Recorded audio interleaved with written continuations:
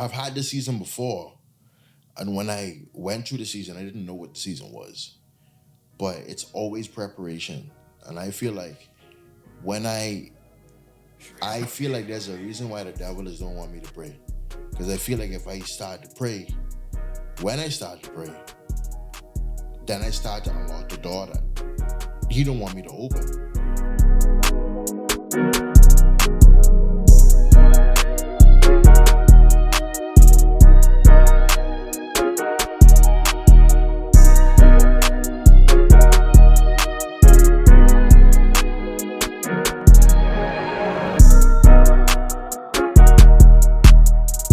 Welcome to another episode of Young and Gifted. Today we have a special guest.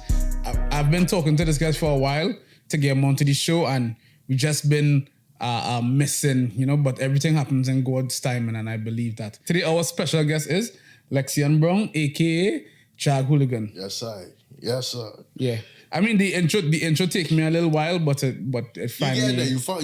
You find the destination. Yeah. I was trying to like maneuver with it, and as you guys could see today, I am wearing a hat because I didn't get a haircut today, and I ain't gonna have you guys making memes of me all over the internet. Oh, the irony, bro. Yeah. It's a barber who ain't have a haircut. No. That's crazy. Well, because of my hair, I had a cut like every week, bro, and once you start to get busy in the barbershop, never trust a barber with a fresh haircut. Because you have too much time on your hands. If your haircut always fresh, right. Nah, bro, you have too much time on your hands. I feel like, okay. Right. Yeah. So, how you feeling today? But I feel good.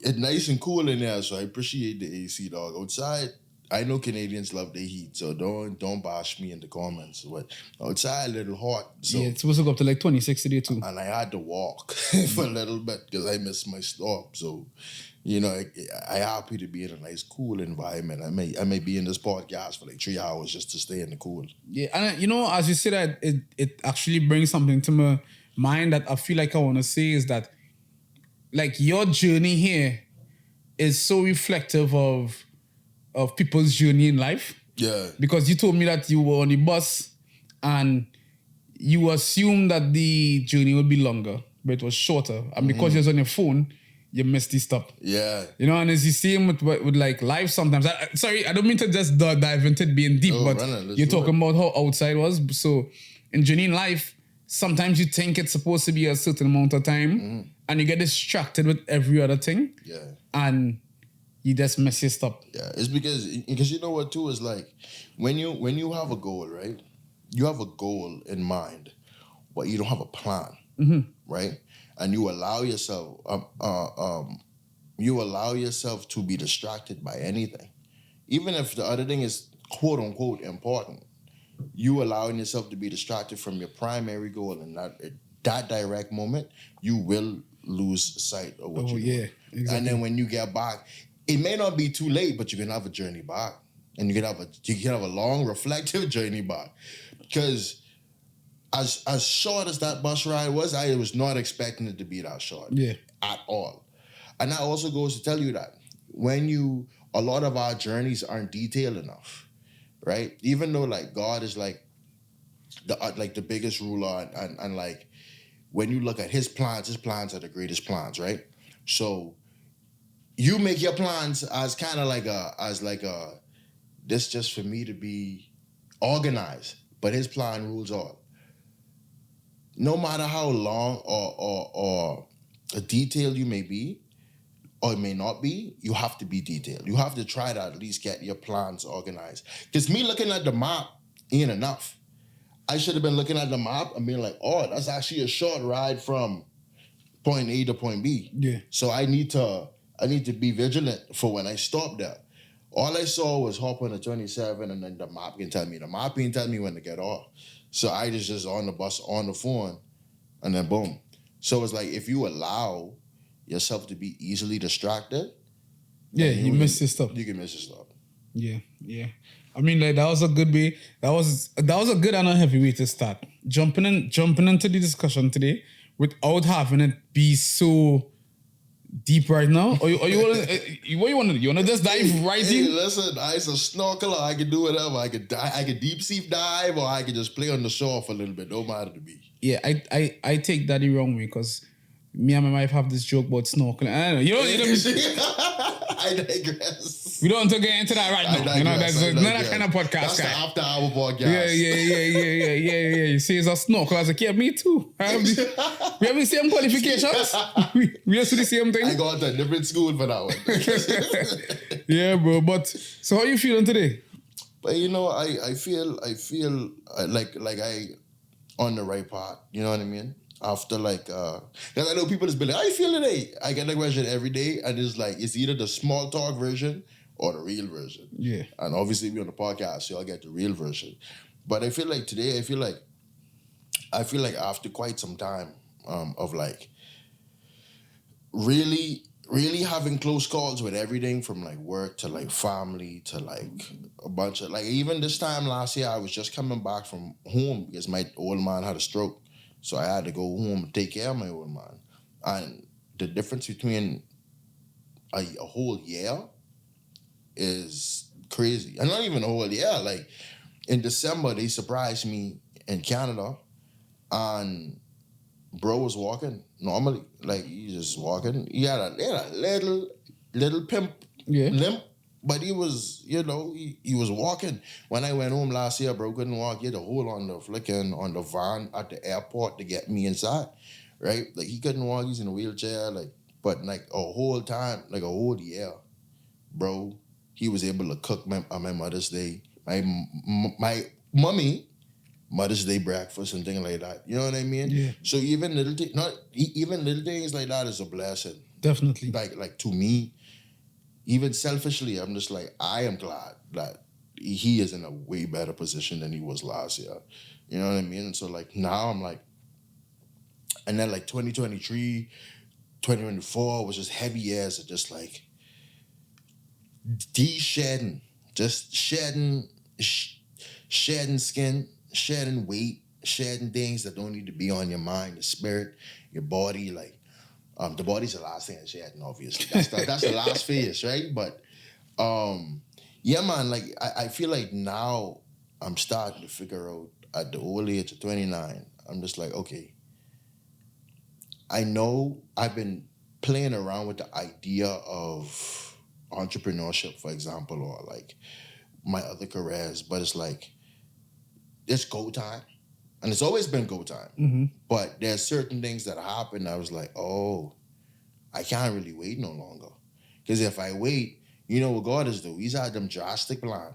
He's be like, oh, you don't want to do this? Cool, I'll just force you to do it. And then you have to do it. Yeah. So I'm like, now that he showed me the play, I might as well just do it. So now I'm looking at becoming free in the sense of just freeing myself from all of my expectations, taking myself too seriously, like, but in the sense of I don't wanna take myself so seriously that I don't get nothing done.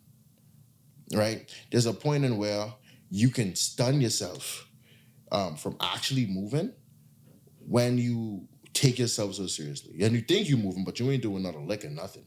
Like, I'll sit down and be like, oh, I gotta get this done, I gotta get this done, I gotta this done. Oh, nobody stopped me, on my part, da-da-da-da-da. And then the week done, and you got nothing done instead of yap. Mm-hmm. You just yapped, and you pull you pull applications, and you have a bunch of tabs open in your phone, but you ain't do nothing. Because you just yapped the whole time. You didn't actually fill yourself with knowledge. Definitely. You know, Denzel Washington have this thing that he said it was never confuse movement with progress. Mm. You know, and that's the thing. A lot of the times we just move. It happens to me a lot too. Yeah. You know, a lot of the times you're just moving, and then when you look back, you're like, oh, we didn't even grow. Yeah, because you're just in a circle. You just walk in a circle the whole time. Yeah, exactly. You know? But like, even to go back to the question, like I feel like now I in a better headspace of wanting to make progress and not move and not just making movements. Right? Because you know that's a big saying on the islands, all movements. You just movements. But it's like making progress that's a great quote, by the way. Like, making progress is such a, no matter how big or how small, progress is progress. And I think that's something I took advantage of. Like, not advantage, but took for granted. Yeah. I took for granted the fact that any progress is good progress. You moving forward, even moving backwards, and I can tell you why. when you die, well, that's not progress, that's digress. But when you go backwards, sometimes if you have a steady mind on a head on your shoulders, you realize you can step back and realize what you took for granted in the forefront. And you go, oh, that was actually a good thing I was doing. Yeah. Why did I think that was bad? And then you have to assess. You have to be like, oh, maybe it was the other habits I was partaking in. Or maybe it was the people I was around. Or maybe it was the constant weekends out. Or maybe I wasn't locking in enough. Definitely, right? You look back and then like you allow yourself to have that introspective thought and be like, oh, all right. Yeah. I messed up. Stepping back makes you punch harder. Yeah, it does. Yeah. Yeah. Oh yeah, and you're a karate man. Yeah, man. Yeah, so you know, yeah. You like a lot of the moves, you just step back, Yeah, right? you have Step to. back, and so yeah, bro, yeah. So when your dad, cause you mentioned your dad having a stroke, you know, how was that for you? Bro, it was Because you would have been in Canada. I was in Canada, bro. I just got off tour, right? It was like April,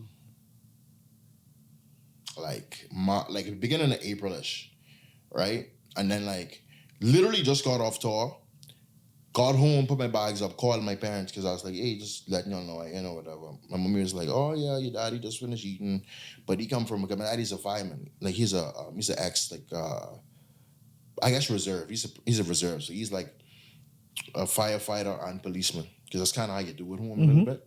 And like he was at a fire, and I think he kind of went in with a little bit of either little to no equipment on to help somebody in the fire.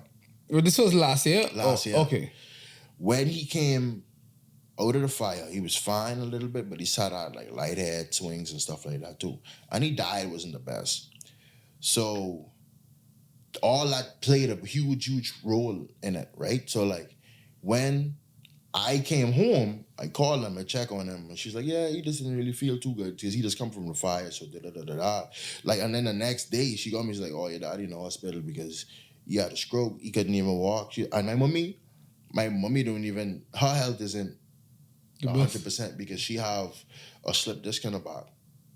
Correct me if I'm wrong, mommy, but she have like a slip disc, so like she has metal rods and screws all through her body. That's how I knew her my whole life, right? So, and I can get back to that in a second because she's walking a lot better than she used to when I was younger, and she was a lot heavier when I was younger, and now she's a lot lighter. So that goes to show you too that healing is in the power. It is in your mind. You can heal yourself. But I'll get back to that. So when she told me that, my sister in the States, my sister's a physiotherapist, right?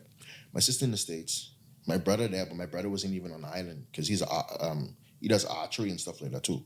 So he was like traveling. archery? Yeah, archery. For real? Yeah. What's that black people doing now? Yeah. What do you call them? Archers? Archery.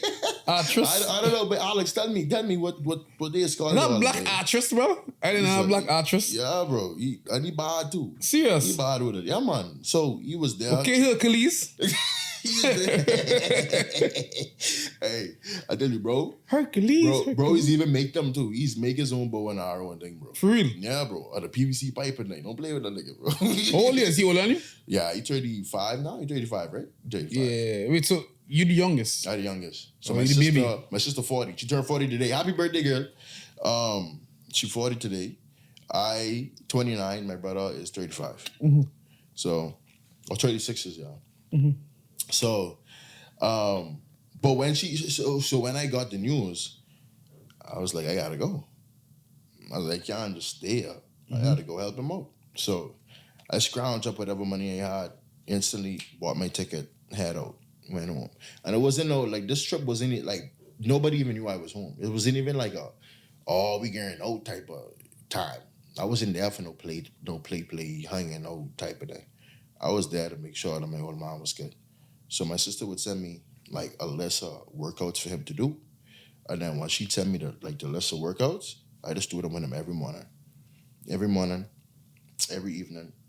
sometimes depending on his level of like energy, we'll do like 3 times a day. But it's just like little leg movements and like, pulling him out and like stretching his leg and things like that. And like he and like I feel like my mommy was like, as soon as you step off that plane and you come down here, he start getting better. From you told him that he was coming, that you was coming, he started getting better. And I was like, you sure? She's like, this man wasn't walking like this yesterday. Literally wasn't walking like this yesterday. I was like, how come? And in my mind, I was like, it's just because I see favorite. but it's bro. You last borns are the most annoying, bro. Last borns and first borns, bro. Holy, bro. Bro, hey, listen. You can't blame me for God taking the time with me. Perfection take time. You understand? But no, man, in real life, I feel like any of his children being there and like willing to take that time to do that with him made him like really, really appreciative. Even my brother helping us with like got him like an exercise bike and stuff like that, and he'll come over and we'll hang out, sit and chat, and he'll bring his son and we'll sit and chat with my old man. And I feel like him seeing us there, show up for him like that was strength. Because he was always our Superman, dog. Mm-hmm. You know what I'm saying? He's a short man, but he pack a punch. He's always a man, like a real man to me. Growing up seeing him, and like the things that he had to battle and fight and thing, like, and not even his stuff, like just him showing up for his family. Like I remember when his pops died, like my old man was there through everything, like, you know what I mean? Like, and I had to see him kind of hold back on having to realize that his old man was gone because of the fact that he had to show up for everybody else. So I was like, that's what it like to be a man. Like sometimes you can't. And I think his name is Kier Gaines. I love Kier. He's a licensed therapist, and he said something one time, and he said, men can't feel their full range of emotions. We're not allowed to.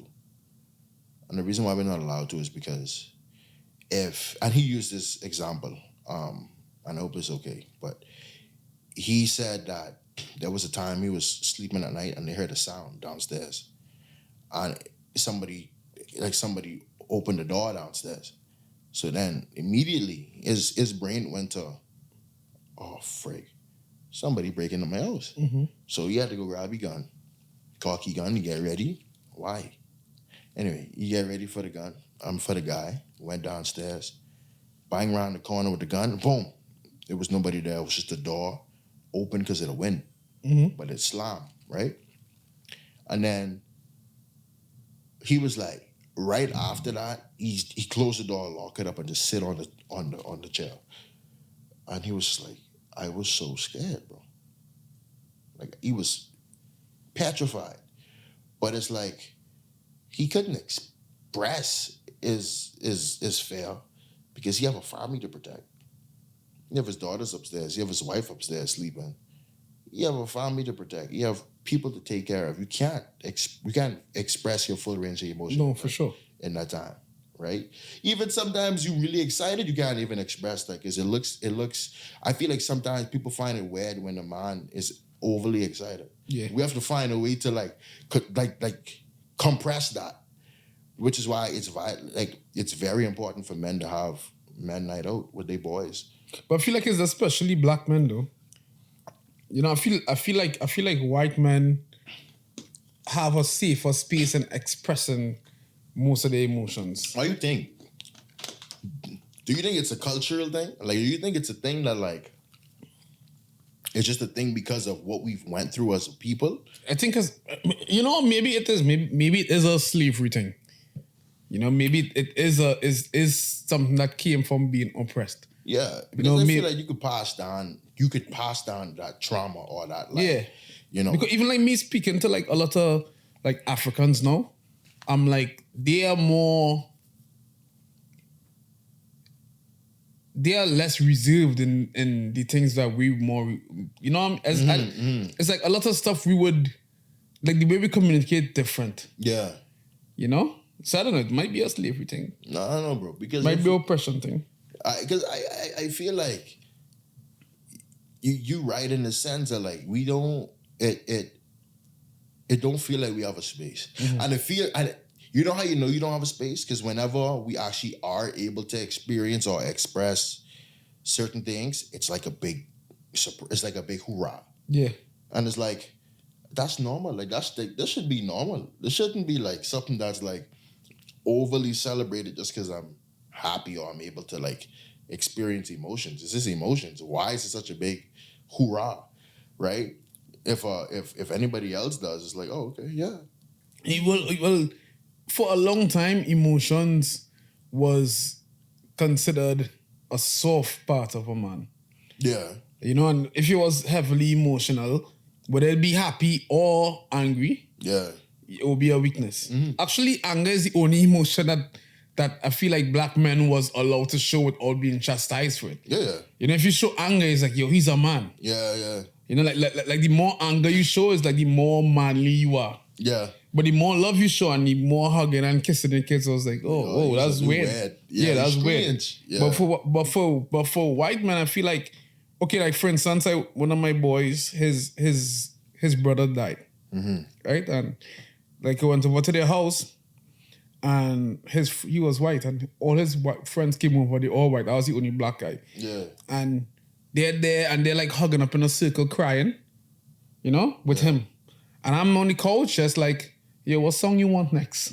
I don't know. I don't know how to. Because you know how to penetrate that pause. I don't know how to connect with. I don't know how to connect with that. Like to be like, yeah, I'm not that type of person that be like, yo, let me get you a hug. Yeah. You know, I still feel weird when I get hug when people hug me. Yeah. I'm not a hugger like that. You know, I'm not like a hugging type of guy. Yeah. I'll hug certain people, you know, but a lot of the time you hug people is energy. Yeah. You know, and they can feel some energies. And that's why you have to be careful who you hug. Yeah. Right? You got to be careful who you hug. Because that's chest to chest energy. You know? Yeah, bro. Unless your energy is like real top tier, like nobody penetrating my energy, my sanctum, it's like you good because you know how to manage it. Right. A lot of people don't know how to manage their energy because I huge on energy. But going back to even just hugging, but like I really have to thank my dad for teaching me how to somewhat balance a lot of those emotions, because my old man he was never like, I feel like he had a good balance between being a like emotional person or emotionally stable person.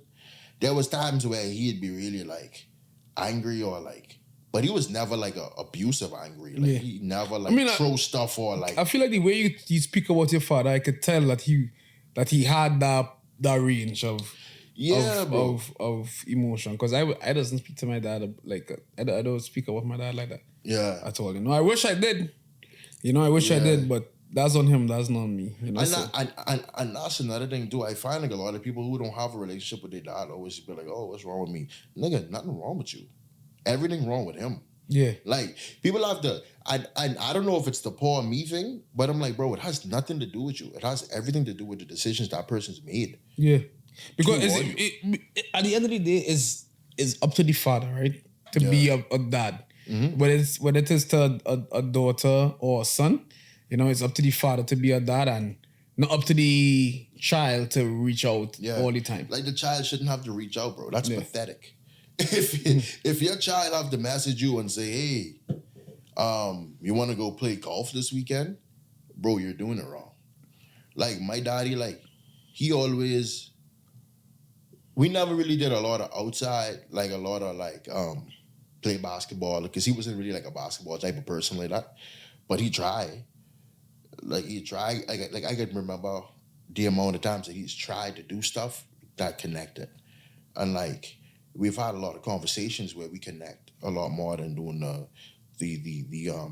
physical hey, let's play catch that, like, type of thing. Like, I just had fun just wrestling with bro. You know what I mean? Like, we just wrestle, play around a little bit. We had this little game where, like, he'll come from work, and I know we coming from work, so I'll hide under his blanket. And then, like, he'll come and he'll be like, hey, where Lexi is? And then, obviously, you could see this big lump of bread inside your bed, bro. Like, I wasn't small, but, like, I felt safe enough to do that all the time. And then he'll be like, oh, well, if he ain't in the house, then I can lock at the door. And then he locked the door. And then he'll come sit on the bed and he'd sit right on me. And I'd be like, you better what? Right? And then he'd lift it up. And then he just start tickling me and things like that, right? And like stuff like that make me like realize that, babe, I could enjoy my father's company and not feel weird about it, dog. Yeah, definitely. I can enjoy my father's company and still beat somebody up. Like, and still be a real man, yeah. You know what I mean? Actually, it makes him way more of a man when you have kids that you actually teach these things to, right? I think it's way more manly than what we grew up thinking a man is. Yeah. You know? It's because, like, and the thing is, bro, we grew up in places where, like, I mean, everywhere, right? It has tons of broken homes. Broken home galore everywhere, bro. And, like, I find that I was, like, probably one of the only kids who wasn't really big into, like, gangs and, like, drugs and sex and liquor and all them things when I was in high school. I wasn't a nerd, but I just didn't really fit nowhere like that. Because I was just like, I was into music. In between, right? Yeah, you know what I mean? So like me and my boys just had our own little thing and it was so funny, bro. People were still jealous of us for some weird reason. Yeah. And we wasn't even popular. Because you know what I mean? You know, it's the same with me. And it was because he was like in the middle. Like I would be in the middle. Like I always joke with my kids and say, I was too dumb to be with the nerds, but too smart to be with the guys who was into the gang stuff, you know? Yeah. And so I was right in the middle, and we had our little click too. And the reason why people would get jealous is because you was free to be yourself. Yeah. You know, like you didn't care about what people think. You wasn't trying to be something that you ain't. You know? My thing is that every time I think about doing something bad, I could just hear my mom would just pop up in my head. It's like, oh, what you just doing there? You know, and I'm like, okay, I would just stay away from this. You know? No, exactly, because that's how it'd be, especially growing up. You know, I feel like I've been blessed to live in a 2-parent household, right? Everybody intact. My sister, my siblings intact. Me and my mom and dad intact. So it's like I was blessed to be in a 2-parent household where I watched my dad and my mommy parent and make it work, and also teach us the same values that they grow up on. Yeah. And execute it well, right? Not saying that obviously everything that they taught was like the greatest, but like damn near 96%, I think they did a great job with teaching us values, because like I'd be in school and like I never really used to cuss like that. And like I remember one time I was freestyling in school, and I was like freestyling, and I just wanted to sound cool. So I just started cussing. And like in the back of my head, I always remember like being like, why even cussing? I don't even need to do this to be cool. You know what I mean? And then it was so funny because all the lines that I dropped with the cussing didn't even hit like that. Like people were still rocking with it. But like that's only because it's like 9 o'clock, no teachers out, and we just having fun on the outside. And then one of my best friends, she hit me. Boom! She's like, hey, why you cussing? She's like, that ain't you, but I was like, yeah, you're right. That ain't me for it. And then like, but it's because also she know the values that my parents are too. Like it like, especially when you are like close friends, it's like it range. The you have to be so impactful that the values that you have spreads out, not even like through your kids, but it spreads out. And like my friends knew what my parents stood for without me even having to say nothing. And I feel like that speaks volumes. I feel like just from my demeanor and just they already seeing me and know what I stand for, they go, yeah, your parents wouldn't tolerate you doing this. Or I wouldn't even ask you to do this because I know your mommy them would say no. I wouldn't even ask. Oh, you want to go to the club? No, you can't go. You're sneaking out, they'll find out. Like there was no room for error. Yeah, they didn't miss anything. Yeah, you know what I mean? And it wasn't even like there was helicopter parents and nothing like that. I feel like they blended their parenting style so well. It's because I feel like my mom and dad are two like opposites. Like my mom was really like rigid, like real like island woman. Mm-hmm. My dad was just like goofy. He's chill. He could be serious when he needs to be and like whatever. And then he could see this man walk through the house with a wig and a pillow under his t-shirt, walking like a penguin or something stupid, bro. And it's like, that's where I get that silly side from. You know what I mean? And then it's like, oh, when I get serious, it's time to listen. You know what I mean? Time to listen to what I have to say because there's something either wrong or something that needs to get done or something that needs to be addressed. And like, it's also I feel like this day and age is so weird. It's so different because like social media is so heavy now. So it's like my mom and them never had social media to kind of help parent. Yeah. They just had their old values from their parents. And the thing, I feel like social media helps it in a negative way sometimes, you know, because the things that we know parenting as is it make it different. Because you have all these people saying, oh yeah, you should instead of doing it this way, you should try like speaking quiet. I was like, yeah, you come and try to speak to my island blooded kids, bro, with that silence and see how quick they listen, bro. You know, everyone thinks they know what they're doing when it comes to parenting now, and no one does, bro. Yeah, but you know what's so funny? Do I find that people love to show all of their like amazing accomplishments, and I love it. Don't stop it. People love to show the amazing accomplishments, but then there are certain people online that don't show the heart and the they don't. Like you want, like, and that's the issue with social media, bro, is that you only see the highlights. Like, bro, you have a baby, right? You have a baby. Film long enough and be a content creator long enough to show people that this kid ain't gonna listen all the time. This kid's gonna become a teenager and develop their own values, morals, principles. Yeah. And guess what? All that gentle parenting, all that spanking, all that nothing may not even determine what that kid becomes. No. They may be hardwired to be something else. So show that too. Because you're misleading people when you just show, oh, we're gonna do this. Oh, and we become the voice in our kids' heads, right? Yeah. So you really want to teach your kids that you have the best interest at heart, you know, and that you want to show them that you have the best interest at heart, but you also want to show them that there's a time and place. You know, there's times to be serious. Exactly. Yeah, you know, so I think social media really shows it off. If you learn your parenting from social media, it's going to be hard. Yeah. You know, ideally you want to learn your parenting from your parents, you know, like, but I understand that a lot of people don't have that. Yeah. Well, I think, you know what social media did for me, bro? And I don't mean this in as a diss, is that what social media did for me is show me a lot of black men who are good fathers. Because what we taught, like on news all the time would always be like black men are the most separated from the families, and you used to believe that.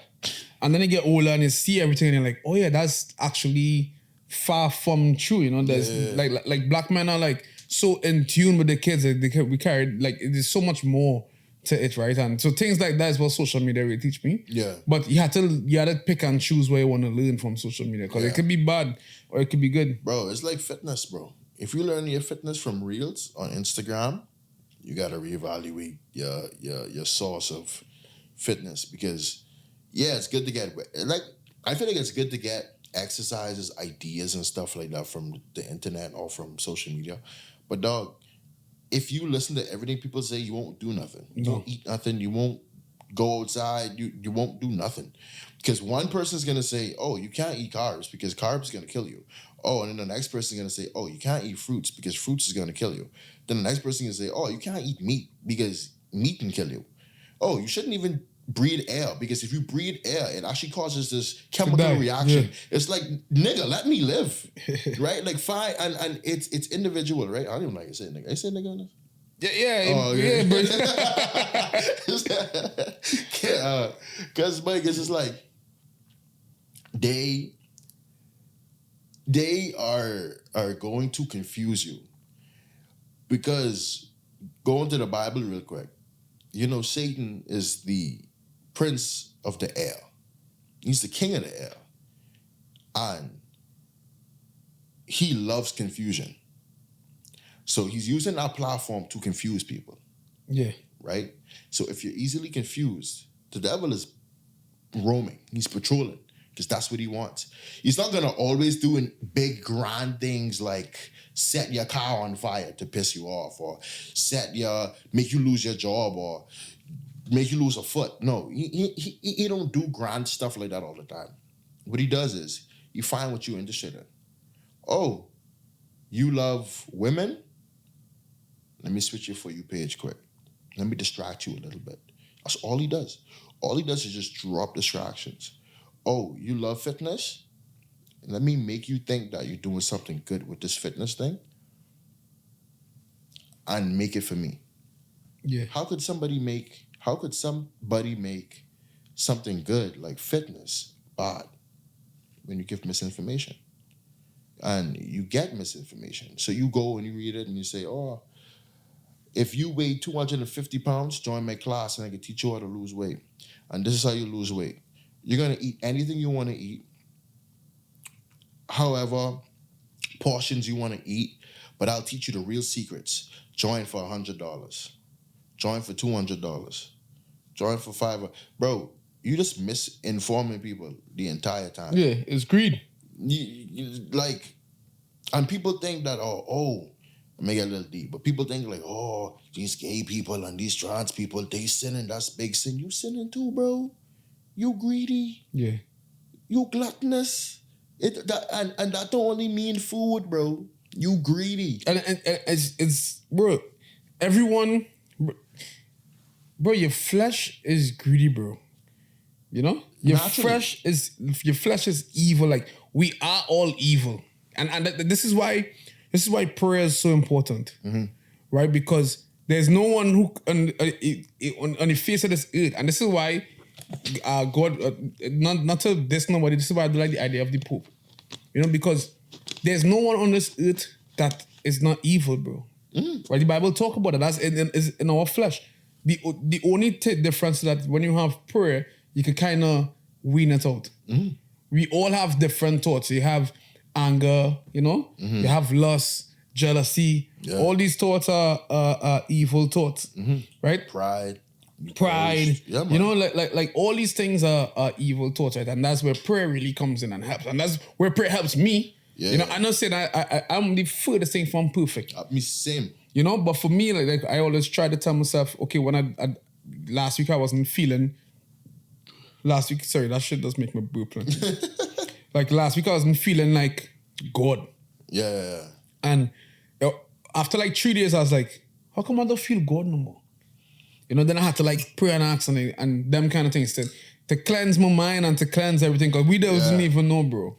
Yeah, going through a season where I feel like sometimes I don't even feel like praying. Like I wake up and I don't want to pray. I go to bed and I don't really want to pray. Not that I find that when I go through these seasons, it's a season where I have to power through. I have to fight the urge to not pray, and I have to do it. I have to fight the urge to say what I need to say. I have to fight. To not say, because I've had this season before, and when I went through the season, I didn't know what the season was, but it's always preparation, and I feel like when I I feel like there's a reason why the devil don't want me to pray. Because I feel like if I start to pray, when I start to pray, then I start to unlock the door that he don't want me to open. Because there's opportunity and things behind that door that one, and ultimately leads to the glorification of God. So he doesn't want me to open that door. So he's going to try his best to get me to not pray. So he's going to distract me with a lot of stuff. Yeah. As innocent as the stuff seen Netflix, Prime. I got to go to the gym. Gym, right? Great things can be distractions, right? And because they're good, we don't know that they're distractions. We don't think of it as distractions.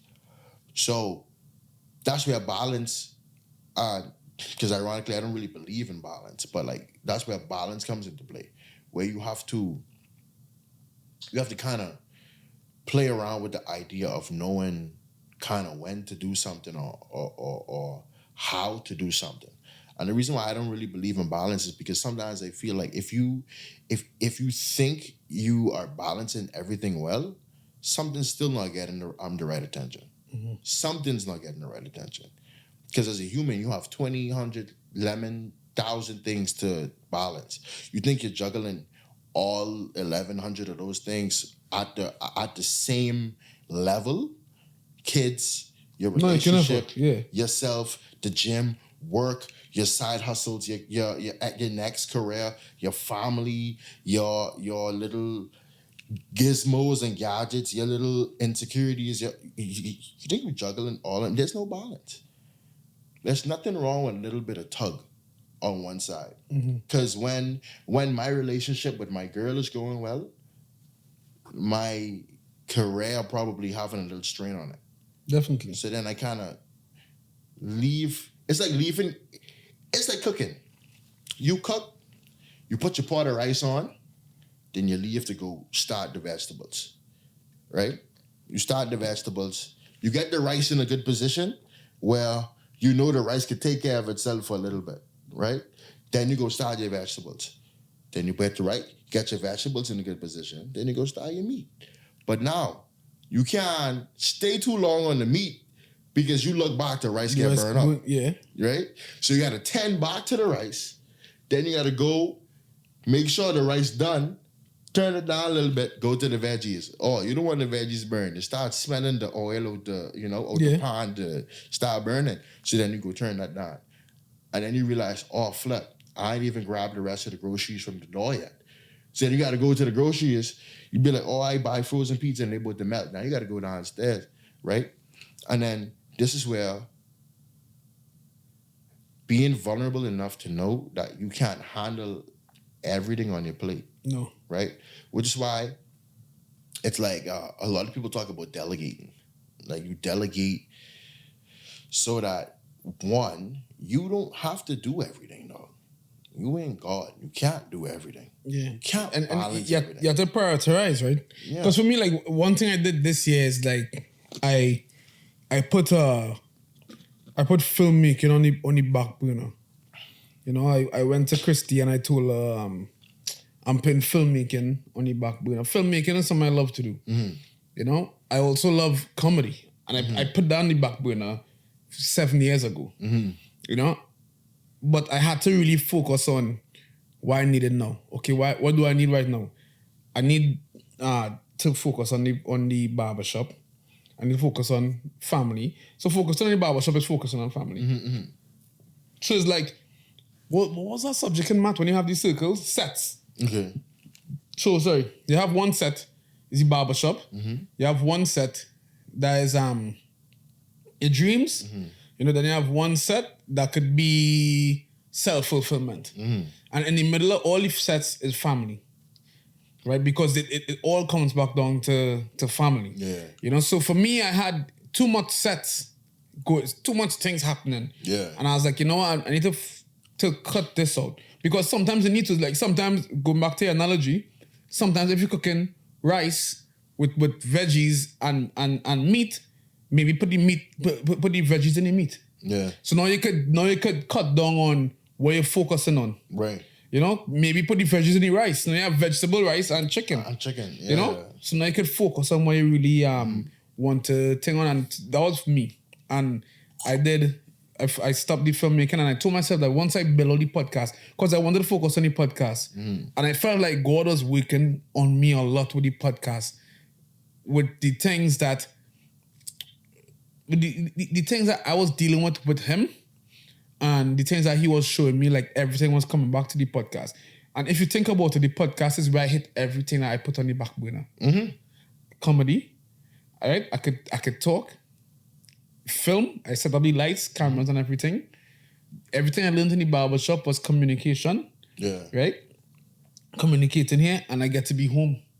You know, until I get a podcast studio, which will be different, you know, but still, it all comes full circle. Because for me, it was more like saying, you know what? I need to focus on what God wants in me and stop focusing on what I want from me. Yeah. And this is why I do like vision boards. But that's the next thing that we could get into. But vision boards to me is one of the biggest distractions, because a vision board is what you want. So without you consulting God, and you know, some people don't believe in God, and if you don't believe in God, I'm sorry. But Me and my girl was just talking about that yesterday. Yeah, you gotta have a belief system. Yeah, some people, if you don't believe in God, I'm sorry for you, but you would find yourself spinning top in mud. Yeah. You know? And for me, it was like a vision board. I always had vision boards, and it was also think about anyone's vision board. Money, house, vacation. You only thinking about things for you. Yeah. You know, you don't put nothing on the vision board that go and glorify God or even help somebody else. Yeah. You know, yes, some people might put, okay, help, donate to, but that's me donating. That's it all come down to me. To some selfish act. Exactly. And even though we see it as, I want to be a philanthropist. I want to be a philanthropist. Yeah. It's because that's what you want. Yeah. You know, but it's way bigger than that. So this is why, for me, I try to separate all the things that I do, you know, and then look at it from afar and say, which ones is more important than which, you know, and cancel off the ones that not as important. Yeah, because even I look at it, and that's where I is now. Like right now, I'm in a position where it's like, I felt like in micro doses, I put my career on the back burner for a lot of things, a lot of different things, a lot of different reasons. And I feel like that ain't really fair that ain't really fair to me to be doing that, because, or not even to me, it ain't fair to a lot of people, because I feel like that's a God-given gift. And I feel like anything God-given should be shared. You know the song, what's the song name? Just little light of mine. Yeah. I gotta let it shine. That's the song was like, hide it under a bushel, no, right? Hide it under a bushel. Yeah, no. yeah. I think people can't make up. Yeah. So like, it's like, bro, it's like, if I give you a gift, if I come to your house and I say, Bevon, I get you a nice chain, dog, this is chain, $50,000 I spent on this, custom made, your name on it, your face on it, everything. And it never worked. And you can just keep it in the room. Yeah. But if I see you, I can be so mad, I can want to scrap it. Every time I see you, I spend $50K on that chain for you and you don't want to wear it. Something wrong with you, eh? Definitely. God give you a gift and you don't want to use it? Go out of your mind, man. And you don't even recognize it. The worst part is you don't even recognize it as a gift. Yeah. And to be clear, as you say, you don't even recognize it as a gift. A lot of the times, God's gifts is like people's testimony, things that he take you through. But everyone is waiting for a gift to be like basketball or singing. Like everyone thinks a gift is like something extraordinary like that, you know? But sometimes the gift can be simple things like your patience with your kids. Yeah, even communication is a gift. Communication. Yeah. You know, there's so many other gifts out there, but yeah, continue. Yeah, no, bro, because even like that, like watching superhero things, right? You look at a lot of people, there's always something that they don't have. Spider-Man, bro, he can shoot the web. He a little strong for a little bit, but like he can't fly. No. Right? He can't Hulk smash. And he couldn't save your uncle, That's the big thing with gifts, bro. With the gifts, bro, a lot of the times you can't save the people who closest to you. And it's a serious thing. And the thing is, what I think the best thing you have to realize is that when you have a gift, it's not for you. It's a gift for a reason. A mango tree don't eat mango, dog. Bro. Mango tree don't eat mango. No. The mango tree died way different from what we eating off of it. So it's like you as a human, and we all selfish beings, bro. Right? You have some people who are born with a gift of just being naturally selfless. They just born with just selflessnism. I just created that, by the way, so y'all got a part in that. Selflessnism, bro. You born and you don't really, like, you're just like, no, whatever, like, I serve you. I help you. And then when I help you, I don't even expect nothing back. I just help you because I want to help you. And I don't want to help you because I want recognition for helping you. I just want to help you. I just want to it's not even a thing of, oh, I feel so great when I do it. No, I just like helping people, right? And there's people like that. And then there's people like, no, I can help you because I know it can look good if I help you.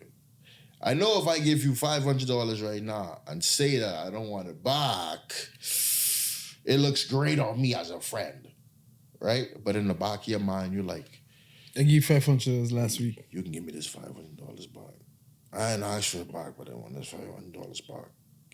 And you can have that pent up in your heart forever, bro. Because, like I say, we selfish. I remember years ago there was this thing online. You got to be careful of friggin' online, bro. But there was a thing online where people was like, nothing you do is truly selfless. Everything you do is gonna be a selfish act. And then there was this little experiment where it was like, well, tell me something that's selfless. And it's like, oh, I want you to be happy. That's not selfless. Why do you want somebody to be happy? And he's like, because and he's like, there it is. You keep saying, I want you to be happy. Because you selfishly don't want to either one, be uncomfortable by somebody being unhappy, or you don't want to see somebody unhappy. So technically it's a selfish act. Not completely selfless. And I had to kind of wrap my head around that, because it's easy to go, oh yeah, he's so right, when you hear something like that sounds so profound, right? And I feel like the bottom line of it is we simply just need to serve each other. Yeah. And live for each other. And it's hard to do that. And the reason why it's hard is because sometimes people drop the ball, right? We ain't perfect, so we drop the ball. So it's like, yes, I helping you, I serving you, but then on the tail end, nobody helping me, right? So it gets exhausted when nobody's filling in your cup. You taking from yourself and you're pouring into somebody else's pitcher, but you're becoming empty. Sooner or later, you ain't gonna have nothing to pour in because nobody pouring into you. So at that point, where do you draw from? Where do you draw your energy, your water? Where do you draw from? What well are you drinking from? And you can't depend on humans to always refresh and restore you. No, good. You could only depend on God to fulfill that need that you have. You have to. So at some point when you serve, you have to take a break, right? You got to take a break, refill yourself, refresh yourself, restore. Not yourself, but God is going to restore you. Go to that fountain. Yeah. Talk to God. Drink from that fountain. Once you do that, then you can continue to serve. You have to take your breaks. And then when people start to see that and they start to understand that concept, they start pouring into you too. Right? And then we start serving on top of each that, other. they start wanting to go to the fountain. Bang. And that's what God really wants. Right? God wants to feed us with our gifts and and our talents and our testimonies, and we go out and live by it, bro. Like we don't have to go around telling people, saying much. Yeah, we still have to tell people much. But just the way you move should be a representation. Because I could come to you and say, God is good. And then in 2 seconds after, you mash my shoe and I could punch you. Yeah. Then we fighting. And so where God was in that whole situation. Yeah. Or I could tell you God is good Sunday. And then Saturday, we going into the mall and you take my parking spot and I come out and cuss you. Yeah. You know? But a lot of the times, bro, a lot of things, especially lately, I had to walk away from. Mm-hmm. You know? Like so much things somebody would say to you. And yeah, even by the barbershop, a lot of the times, like we have like people who, like we had a situation where this guy who wasn't black saying nigga. Mm-hmm. You know? And he was like, because he was talking about something and he was like, yo, young nigga. You know, and then everybody was like, yo, Vonnie, like, why didn't say nothing? Mm-hmm. I was like, what would be the outcome? Look at the guy who said it. Yeah. Do you think this would be a teachable moment, or would it be a back and forth? Yeah. Of things that might actually lead to a fight. Yeah. So not all things you had a fight about. Yeah. Some things you had to be like, you know what?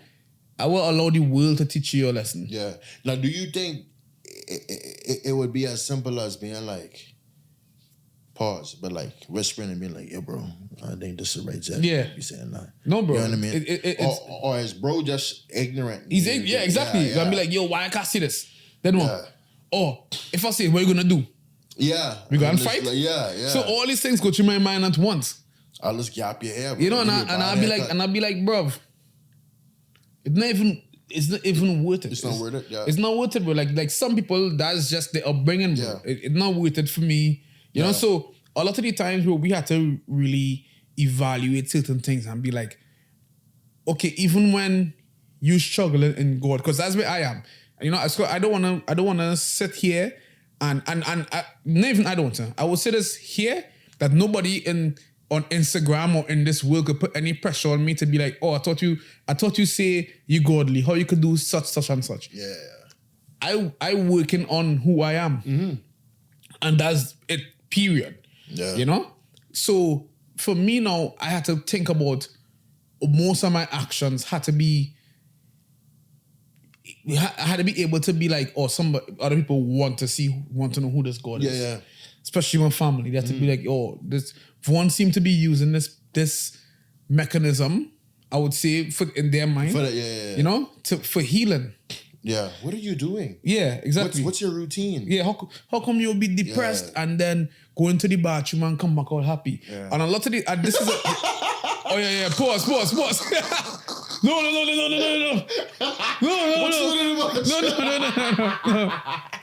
I wasn't ready. I didn't mean it like that. So you're snorkeling and you going in the bathroom, bro. Yeah, what's your Okay. Okay, I'll tell you guys. Whenever I pray, I go into the bathroom and I take off the lights. Sometimes I just strip naked, bro. You know, I strip, and the reason why I strip naked to pray, it might sound funny, dog. The reason I strip naked to pray is because one time I was praying and I had the lights off, right? And I remember I thought about how Jesus would have been on the cross, bro. And yeah, we get this buttered down version where he had a little thing around. But back in those days, he probably was naked, bro. Yeah. You know? Glizzy out, everything. You know, not the crucified glizzy, bro. Yeah, That's bro. crazy. You know, so that was saying, so for me, it was like, bro, you had to, you know, why is praying naked seem scary? And it's because, no, God gave us everything we have. Yeah. You know, you could pray when you're naked, you could pray when you're taking a shit, but dog, don't feel like, oh, I need to, where me and God connect, need to be the safe place. Bro, go to the club and feel God presence and be like, yo, I need to pray. I'm going to the bathroom and pray. Feel God, go and be like, nah, I ain't coming inside it. Bro, you know what's so funny? I remember one time, dog, I had a situation. I went to, it's when I was at Fanshawe. Probably like a year after I leave Fanshawe, actually. One of my sisters she had a birthday party, so I go on there, right? And when I go into the party, I drinking, everybody drinking, we having a good time. And I noticed two people on the wall that's kind of like, There's supposed to be a couple, but I sensed something was off. But nobody else sensed it. And I just look and I was like, "Wait, something weird." And then like, boom. In the middle of me drinking, I had I don't know what it was. Something come to me and was like, "You need to talk to them." And I was like, this God talking to me, or this just like my brain being nosy? So I just randomly, I was like, so I pull them outside. And I didn't say nothing for probably like 30 seconds. And they're like, "But you straight?" I was like, "Yeah, buddy." With a drink in my hand still, right? Drinking, sipping, I don't know what it was, probably Hennessy or something. Drinking. And then I look at the girl and I say, I was just looking at the body languages and I was like, "Oh, I see you pregnant." She was like, "How you know that?"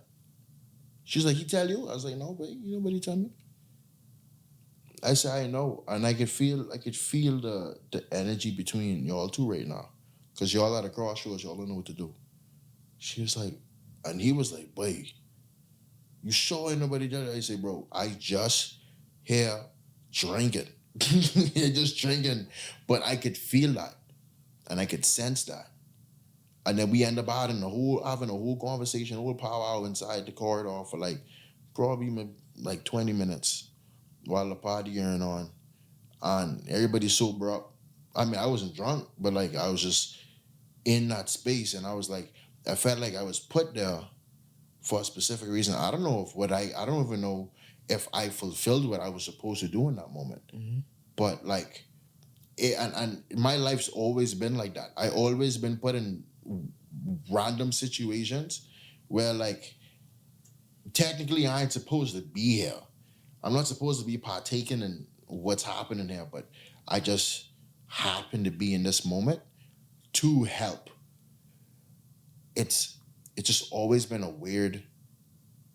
I don't know what that's for. I don't know what that purpose is for. I don't know if it's for a bigger purpose or if it's just for taking care of what that need is in that moment. Because how I come to Canada and coincidentally I there at a spot where you need help. Mm-hmm. Me out of all people. You know what I mean? So share a night like that. Yeah, man. How do you think that thinking affects your music? I think that it allows me to make music from a perspective where I can almost be preventative. So that same energy of me being there when he needed me to be there, I can put that energy into music so that I can be there for you when you need me to be there. So you could kind of flip through all the pages and be like, I need you right now to help me feel like I can be successful. Mm-hmm. Oh, that's the perfect song right there for it. I need you to help me be reflective. Oh, that's the perfect song for it. I need you to help me work through my emotions. Listen to this album. Maybe listen to the album in a different order if you need certain things. Because that's how like sometimes we make music. If we make a full body of work, like Kendrick, for example, when you hear Kendrick, Good Kid, Mad City, obviously you can listen to it from front to back. But then there's secret ways to listen to it that a story actually has a different meaning, a different connection. So you listen to it like first song, seventh song, 8, 2, 5, 3, last, like that. And then there's a whole different meaning of that album now, right? And I feel like that's something that I don't even intentionally do, but it works and it happens because when your intention is there in the first place, it shows a bunch of different opportunities for progression in any way, shape, or form. So I kind of just allow God to flow any which way when I do make music so that he can do that same effect of me being at a party and helping out people that need help in the music. And that's the type of thing that I go into making music with. And sometimes what I want to make a song about is not what happens because it's not about me making it. God just be like, oh yeah, that's what you're making today. And I'm like, all right, it is what it is. And the reason why I know it's not, and the reason why I know the difference between me wanting to do a song and God wanted to do a song, it's just when I want to do a song, it sucks. When God want to do a song, it's the greatest thing ever. And you could hear it. You could hear the difference. I could play you a demo of a song that I want versus a song that God wants. And you're like, oh, Yeah. night and day. So what do you think is your purpose? I think we was talking about this the other day, and like, I think my purpose is to, I feel like it's to show people that we have purpose. Because there's a lot of people who don't think that they have a purpose. I hear it all the time. Even from customers that like at work, they're like, oh, I don't even know what my purpose is. I don't have a purpose. I just here for nothing. What if I just leave today? If you just leave today, then you're ridding the world of a potential solution to something that we need, to a problem that we have, right? Every person gone is a solution gone. And that's how I look at it, right? If I die today, that's a solution gone. That's to one problem. You die today, that's a solution gone to one problem, right? But if we hone in on what our purpose is, and the thing is we'll never know what our purpose is. No. But if we hone in on the idea of just pursuit of it and pursuit of better and pursuit of progression and to help, to aid, to assist, that's the purpose all along, I feel. And I feel like we said that like a couple of weeks ago. No, you're right. And this is why, like, a couple words that I hate when people call other people is I hate when people say, when people call other people dumb. And I hate the term waste man. You know, there's a next word, something they gotta say, but it means the same thing. Like Waste youth? Yeah, like waste youth and them kind of thing. I hate when people say that because it's like, this person had to have a purpose, bro. You know, a lot of the times these people can't find the purpose because of the environment. Yeah. You know, like one thing I always thank God for is my mom, you know, because a lot of the people who was in the same situations as me didn't get to flourish through it because they didn't have a mother like mine. And it goes back to what you were saying with why were you not cool in school and people still was jealous of you because you had parents that cared. A lot of these people who was cool in school back in those days was people who parents didn't care about them. So they needed the attention and the approval from everybody else. Yeah. You know, so much that and it's weird, they always had like nicer shoes and stuff, and you always felt like these people have nicer shoes, the parents must care more. Until they realized, the parents was living foreign and sending barrels to them, but they wasn't seeing the mommy every day. Yeah, I know. You know, we going home to see our mommy and we taking her for granted. My mom would show up. I remember Jason one time asked my mom to stop showing up to the football games because she'll make too much noise. Yeah. You know, and fast forward to today where I see a video of this guy who's running a race. I don't know if you ever seen that video. A kid is running a race. A little black kid is one of the best videos on the internet. He's running a race and he's at the back. And he bends the corner and his mom is there. And his mom is screaming his name. And say, come on, let's go, And she starts to run with him. He runs and wins the race, bro. Yeah. Right? This kid is at the back of the line. At the back of the race, bro. He's losing, bro. Yeah. His mom reaches him halfway and say, let's go, and start screaming his name and run with him. This kid gets the motivation to run and win the race, bro. It goes back to me saying that that's why I don't like when people say, this person is a waste. You know, or this person is that, because no one is a waste, bro. Like God gave every single person a purpose. You know, I don't care who he is, bro. You could be the cheapest of thieves, bro. You could be the crackhead who shooting people for a living, bro, out of your window because you have nothing else to do. Yeah. You still have a purpose, bro. You still have to look and try to find the purpose. You're not a waste. You know, you still have a life. You have a purpose. You have a gift. Like God breathed life into you. You know, God looked at so much other sperm cells and say, they didn't count. Yeah. Like, you know? Like they finna lose the race. Bro. You know how much nuts Jesus had to go through? God had to go through to choose you. You know how much nuts, bro? It's like, this is not the one. You know, until he reached the one. And he was like, this is the one. This is the one that gonna make the change. So think about that, bro. Whenever you're feeling down, yeah. you know, a lot of the times we feel depressed, bro, and it's actually God that's calling us to pray. When God comes to you, He shows you all your insecurities, bro. Yeah. So when He calling you in your life, and you're thinking, "Oh, I'm depressed because I'm not doing this with the music," but let's give it all to Him. And that's what I did with this podcast. Yeah. I said I gave it all to Him, you know, and that's why I logo as 4, 6, 7, and as Hosea 4, 6, and 7, and as many perish due to the lack of knowledge. You know, and that was me saying like, there's so much things that I don't know about, you know, and that people don't know about, and that we had to really get out. And there's so much voices and so much stories of miracles happening in 2025. You don't need to cross the Red Sea again. Yeah. You know, we don't need to do that no more. We reach a point now where all these miracles become so normal. Like, how much of a years ago, people was dying from diarrhea, bro. And the common cold, you would die, bro. Now you heal and you're like, oh, we're cool. But it's great. all these things is miracles, bro. Like, these things aren't just supposed to happen. Yeah. You know, but yeah, so I don't know how you want to end. Because I feel like we could keep going on and diving deeper and deeper, but I feel like, we can keep the snorkeling to... Yeah. What kind of snorkeling? Oh, you're snorkeling? Yeah, we're snorkeling. Okay, not my snorkeling. Okay. I don't have the equipment for that one. Yeah. But no, man, I feel like I want to just leave people with like, and it's probably so generic because you see it everywhere, right? But it's like, take a step back, slow down. You don't have nowhere to rush. Slow down. When you speed, you get into accidents. Stop speeding. Take your time. Look at all the signs.